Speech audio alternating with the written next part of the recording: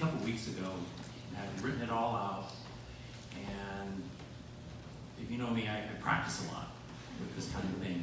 So, but last night, before I went to bed, I was looking at my notes, and I thought, you know, I'm gonna change this. I'm gonna change this.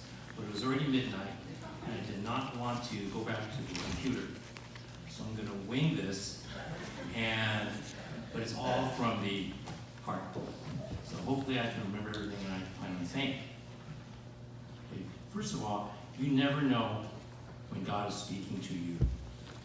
I'm going to be sharing with you two passions that have really changed my life at FCBC and kind of defines my interest here at our church.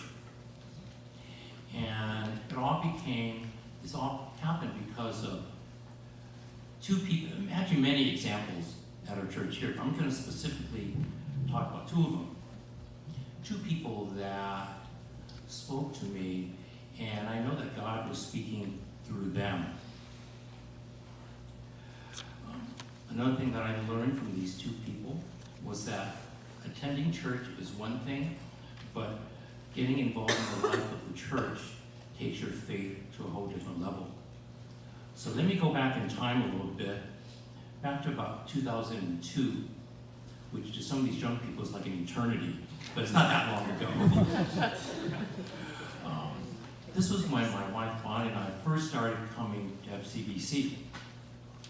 And I would say that it was fine, it was okay. It was okay. But then something happened. God spoke to somebody who spoke to me and changed my life. My good friend Don Fong asked me to join the choir. But he didn't just say, you know how it is when you have an event and you might say, oh, Betty, you should come to this event, and then you pass on to the next subject. Not a whole lot of passion behind that. But Don was very sincere when he asked me, and I decided to take the plunge. But you have to remember, I have never sang in a choir in my life, and I've hardly ever sung other than in the car by myself. So it was a little bit scary, but I would say through the patience and love of our choir members and our directors, that it became a beautiful experience. And I especially want to acknowledge the people in the bass section of the choir, the FCB choir, that really worked with me, specifically Bill Chen, who really was patient with me, and he still is. Yeah. But it's been 15 years now since I've been in the choir, and I will tell you the same thing I did in 2002, that I love it. Because we're a little family in itself within the body of our church, and we've learned to really care for each other and show support for each other through the good times and the difficult times. And life does have its challenges, but the choir makes things better and definitely more enjoyable.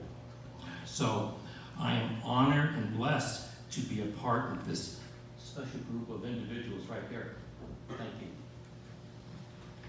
My second passion is something that I never thought was going to happen in my wildest dreams. I have to go back to, again, many moons ago, 2005.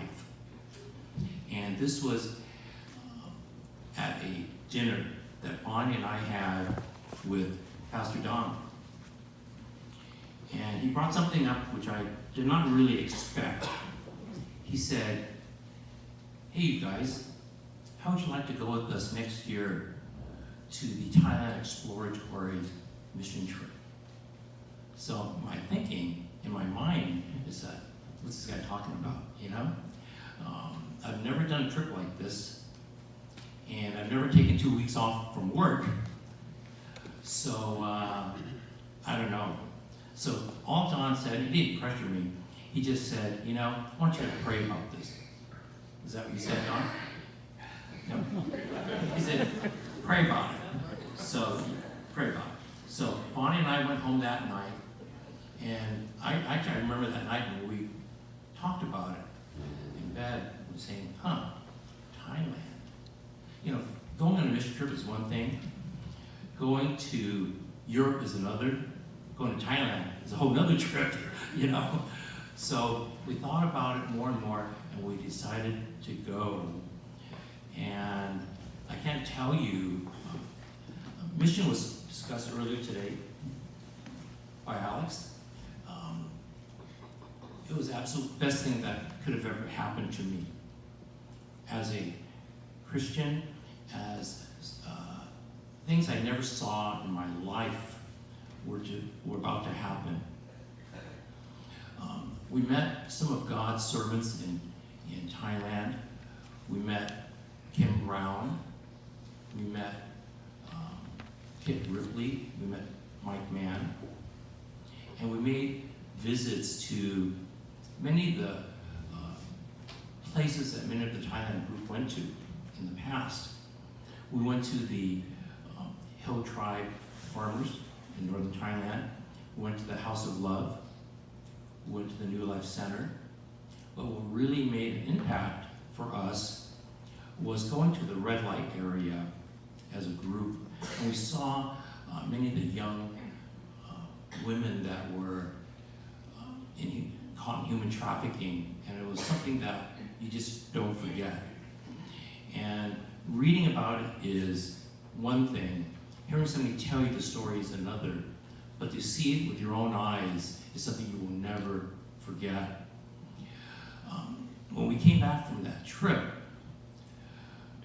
it seemed like I was a whole different person, because there was something that we had a mission that we wanted to get involved in, and we wanted to help. Were we going to solve that problem by ourselves?